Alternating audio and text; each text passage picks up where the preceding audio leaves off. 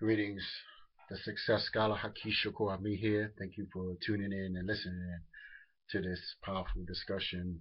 The name of this piece is How I Became the Success Scholar and How You Can Become a Success Scholar. Well, I'll start with first the definition of a success scholar. Well, a success scholar is one who has mastered the art of success. Now, of course, when people speak about the term scholar, well, the definition of a scholar, it says, according to Webster, is one who has mastered a particular art or discipline. And so when I say that I am the success scholar, it simply means that I have mastered the art and science of being a success. And so, how and why do I believe that I have mastered the art of being a success? Well, several different reasons. And of course, first and foremost, let me just let it be known that the other part of the success scholar is that success, my friends, is certainly subjective and relative, meaning that what is successful for one may not be successful for the other. You know, it's based upon your own individualized, unique perception of who you are and where you are.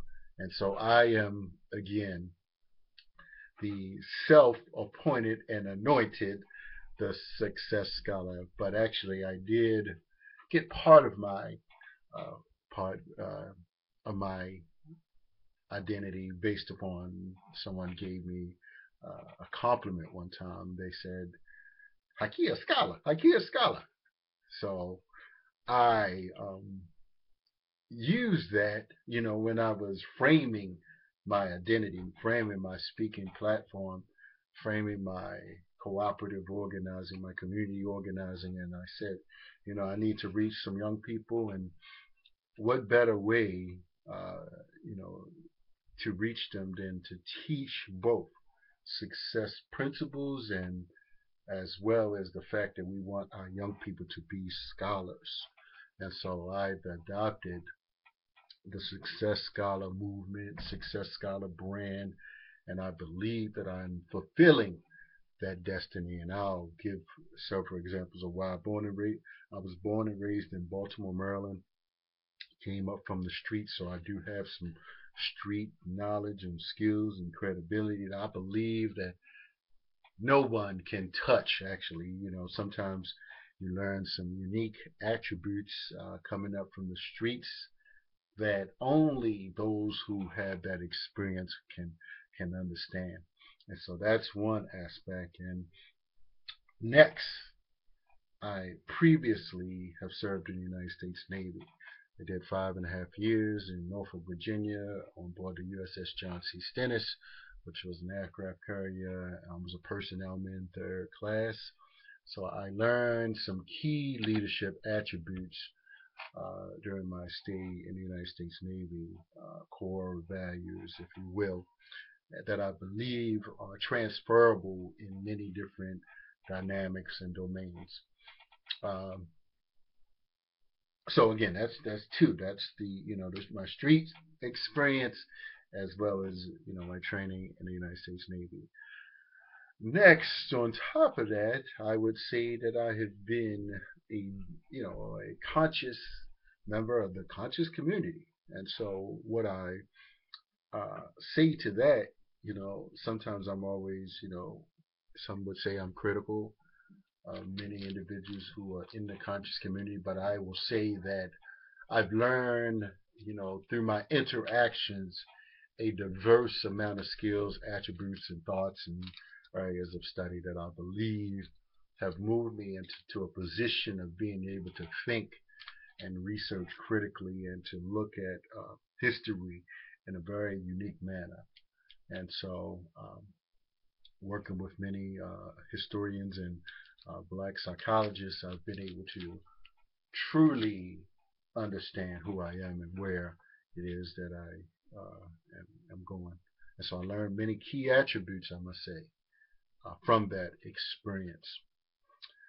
Next, I have honorably served, of course, in my fire service, Baltimore City Fire Service. I did that, for quite some time. I've always tried to do entrepreneurial things, but realizing that I needed to serve the citizens of Baltimore and give back to my community, I realized that I could do that in encouraging healthy living, healthy fire safety, fire prevention, and so I learned some leadership skills and skills about the city, and just really um, the dynamics of an urban environment, and the I'd say I'm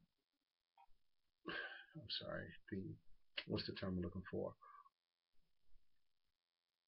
The things that are creating unsafe environments. I was going to say hazards. That's the term I was thinking of. Apologize.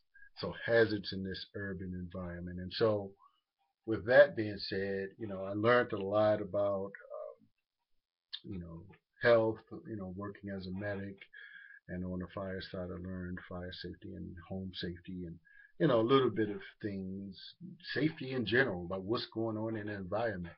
It's many hazards and unsafe practices that go on that we need to be aware of in life in general, and working and going to hospitals. It's kind of created my awakening, if you will, and being a holistic advocate, and combining those have really gave me certain leadership skills and attributes that I believe that I can impart upon you in the future.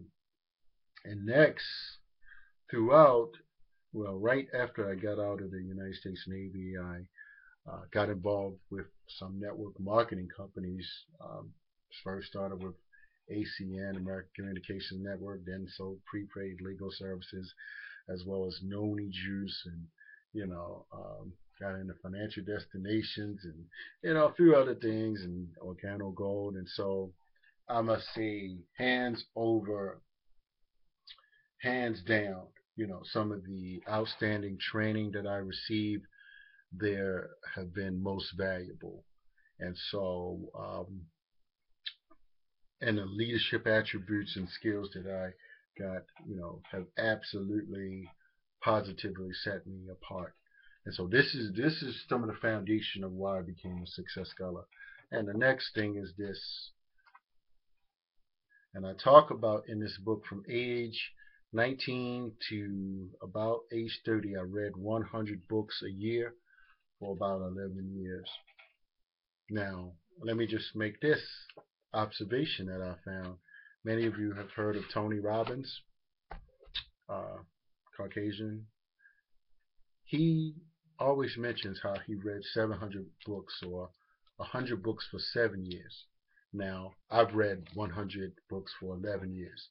Not saying I'm greater or any great or however, but I'm in a particular educational class, and just really, I appreciate that. And most true leaders do appreciate that. And this is why and how I was able to be in this best-selling book with Les Brown and Dr. George Fraser, which is really opening up opportunities that nothing else could have done, and I couldn't pay for this opportunity, and many people are beginning to recognize that. So I hope you will understand the intricate value that I bring or have brought to this, as well as what they have done for me, because it's infinite in its potential. So I will just mention that for you all that may not necessarily understand just where I'm going, where I've been, and what's getting ready to happen. And so I say